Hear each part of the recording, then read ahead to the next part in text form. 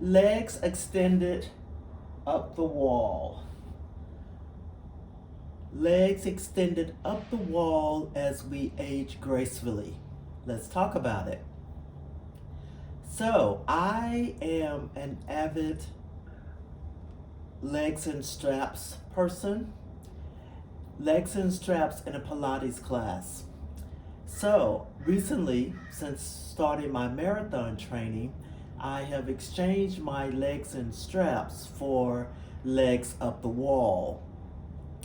This has become a technique that is normally practiced more in yoga classes. But for those of you who have never tried yoga, this is a way that you can experience it. And for those of you who remember doing this pose in yoga, hopefully it will bring back some great memories and you will be reminded of some of the benefits and will want to start incorporating this pose back into your daily lifestyle. So it is the beginning of my day. I am waiting for the sun to come up so I can go out and practice my marathon training for today. I have signed up for my first full marathon. I will do that in December. So I am on a training program right now. But I like to do my outdoor training in the sun, and that's another part of my aging gracefully that I will do a video on later. So let's talk about these legs up the wall. Now, initially, I was going to demonstrate how I got into this position, but honestly, there is no graceful way to get into this position. And because everyone has different body types, I figured that if you're really determined to take advantage of the benefits of having your legs up the wall, you will figure out a way to get into position. There's no right or wrong. You'll know you're in the right position when your legs are completely extended up the wall and you are as close to the wall as you can comfortably get. And that will vary for each person. But the goal is to be as close to the wall as possible. So let's talk about it. First, I'm going to go off and discuss a little bit of the history behind legs up the wall. I'll discuss some of the benefits and some of the things that I have experienced from incorporating this pose into my life, and how I believe that it is helping me to age gracefully. So this pose has been used for years, like I stated, in yoga classes. It is well known. It is really loved by people who are active runners or people who find themselves in cubicles most of the day. That is something that a lot of the research was catered to. The cubicle warriors and the runners. I don't fall into either one of those categories now. I have the past, not runner, but cubicle warrior. And now that I am doing the intense marathon training, but I am race walking it, this pose has been tremendous for me. It works wonders. It removes tension from my body, and it provides me with a boost of energy and rejuvenation in my legs after training hard. So as I stated, this has been around forever. Yoga has been around forever, and this pose has been incorporated into the yoga practices. So it's not something that just happened overnight. We're just beginning to talk about it. So legs up the wall, all you really need, obviously, is an open mind, legs that you're willing to extend up above, and a wall. So again, nothing that's going to require any money. It works because it removes the pressure from your body and your legs. So let's go into what the benefits are. In addition to removing the pressure from your body, I mean, my legs just feel like they're in clouds right now. There's no weight, no pressure, nothing. It feels amazing. It has been proven, legs up the wall has been proven to improve the digestion system. and moves in the abdomen area, helps to massage the intestines, which boosts digestion and fights constipation. Now, this information was documented in the Journal of Bodywork and Movement Therapists, their studies. Your appetite may increase um, because it is helping the digestion system to work better and quicker. But also, there will be a quicker elimination of the food that your body has digested. The other benefit, or another benefit, is that it helps with healthy circulation. Because this pose is inverted, the blood flow increases to the upper part of the body. This brings a rush of oxygen to it. Your lymphatic system also gets a good flush. Now, the expert says that it helps to reduce swelling in the lower extremities and can assist with blood pressure problems. Let me repeat that. Experts have shown that this pose, if you do this pose on a regular basis, it can help improve your blood pressure problems. We always talk about these things that we are experiencing, and we think going and getting on the meds is the answer. The meds cost money, the meds have side effects. This is free. And if you don't have a wall, you can do it up a tree. I do this in various places, but I like coming out on my porch area because I like putting my feet up on this particular wall because I don't have to worry about the paint. So yeah, so anyway, it reduces stress and anxiety because this is a very calming pose. Normally, I shut my eyes and I just lay my hands down by my side, and I take advantage of the opportunity just to be in a quiet zone when I'm doing this pose.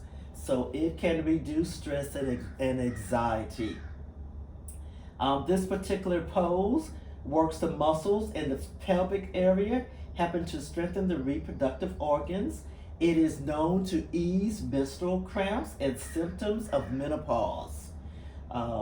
As I mentioned about exercising with my stiff joints after my workout, this pose is also beneficial for those who suffer with arthritis, or I always mess this word up, but I'm going to go for it.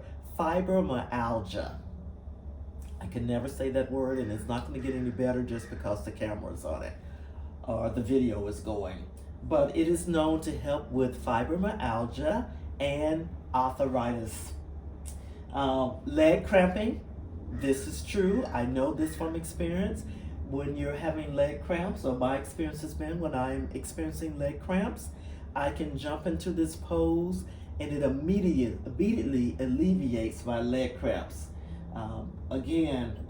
It contributes to your circulation, and it's also been said to aid with headache relief and prevention.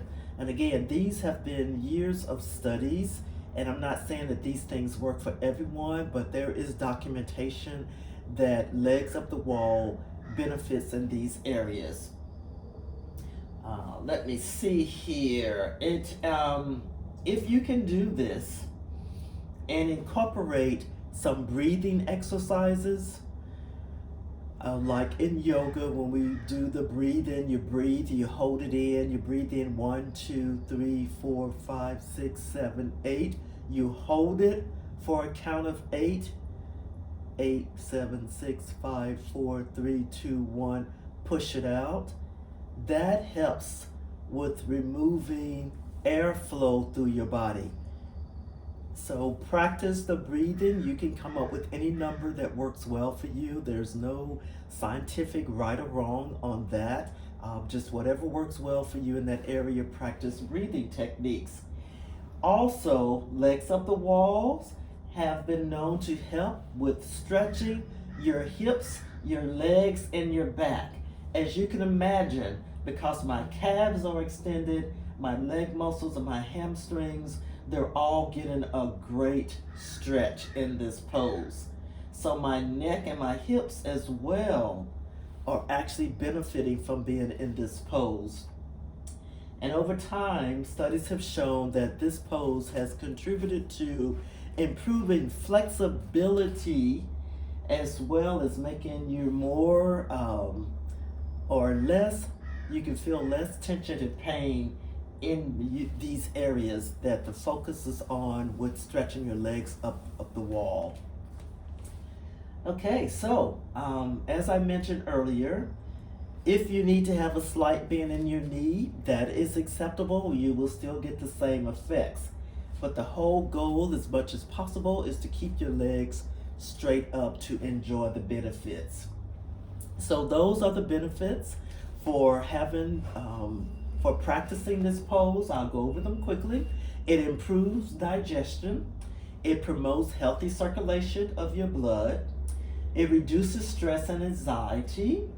And it increases flexibility because you are actually stretching when you're in this pose. I have actually found that it actually helps to calm my nerves, and I guess that goes along with the anxiety and the stress because I'm in this position and I'm not bringing anything else in. I am making this 10 to 15 minutes, however long I decide to stay in this pose, about me. So now one of the cautions, things I want to warn you about, when you get into this pose, you do not want to do a lot of moving around. You want to keep your body as straight as possible, to not twist and turn on your back. So this is not the time to be checking your social media, twisting and turning and doing any extensive movement. You want to be straight and aligned for the maximum benefit. One of the things that I have found that has been helpful, if I bring my legs in close, like sometimes I'll practice with my legs closed, other times I'll take my legs out and do a V, but I don't do quick sudden movements while I'm in this pose. You want to be careful, protect your back, and not do any sudden movements with your neck as well. So the goal, when I first started out with this particular pose, I started with a minimum of 5 minutes, and that felt amazing. And then I just started increasing and increasing. I have not found any benefits other than possibly I fall asleep going longer than 15 minutes. So 5 to 15 minutes, I think we all deserve that. We owe that to ourselves. To be able to squeeze in 5 to 15 minutes to make ourselves a priority to come in this pose. I have not focused on doing it first thing in the morning or late at night. I think the main thing is that you just do it when you feel that you need it. Listen to your body. I have found that sometimes I do it more than once a day. I'll come into this pose and just allow myself to be the priority and relieve the stress off of my body. So I don't have any testimonies to whether it's better first thing in the morning or better at night. I think the main thing, just like with working out, is not necessarily when you do it. More important is that you do it. So that's based on my experience. So like I say, with the precautions, try not to climb higher up the wall with your feet. Keep your neck and your hip and your back as straight and secure as possible to avoid any injuries while you're in the pose. Now, studies have shown that people with glaucoma or history or cardiac or stroke issues want to avoid this pose because it increases pressure around the head and the heart. So those are the precautions. If you're known to have symptoms of the glaucoma or you have any issues with your heart, then you want to avoid doing this pose. Otherwise, that's pretty much it.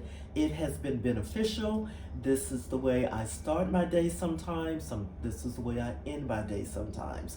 But either way, like I said earlier, the main thing is that you get it in and that you make yourself a priority. So this is the tip for the day of helping you to age gracefully. I look forward to connecting with you soon. Remember, protect your peace and live your truth. Bye for now.